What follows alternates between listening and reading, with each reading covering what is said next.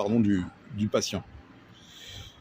Donc voilà, il y a un non-sens complet. Je vous en parle parce que moi je suis concerné. J'ai pataugé très longtemps dans ce domaine, donc avec des démarches, avec des lourdes démarches, avec des temps d'attente, enfin des choses assez lourdes et assez longues.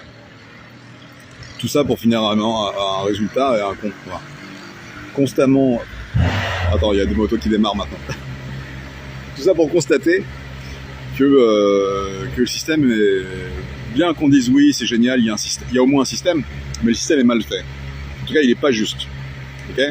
Après, ne jugez pas mes propos, encore une fois, je dis des choses telles que je les perçois là actuellement. Alors le problème, c'est que là, il y a une moto qui démarre, je ne sais pas si vous m'entendez bien. Et vu qu'il démarre en réfléchissant un peu, je ne sais pas s'il va partir tout de suite.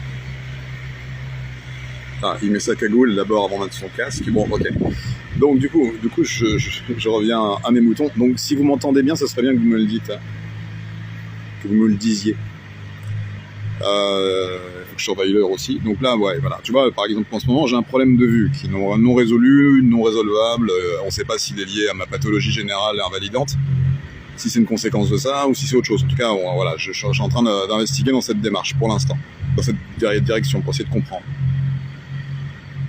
Aucun médecin comprend rien, mais c'est pas grave. Alors du coup, j'ai un problème de vue. Non pas que je sois en danger pour le public en voiture, non, vous en faites pas. C'est un problème lié à la lumière. Donc c'est pour ça que je passe très peu de temps sur les smartphones depuis 2 ans, ou même plus en fait en vrai, parce que je suis déjà gêné par ça. Je ne supporte pas les écrans de smartphone. Du coup, c'est pour ça que je passe le moins de temps possible sur les réseaux sociaux, parce que alors du coup, ça me sauve, hein, parce que d'une, ça me permet de pas créer d'addiction. De toute façon, je suis addict à rien, donc ça risque pas de m'arriver.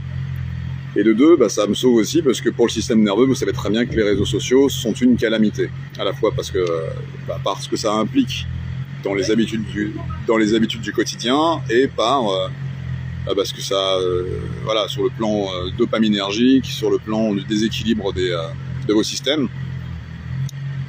les réseaux sociaux, c'est une plaie. Voilà.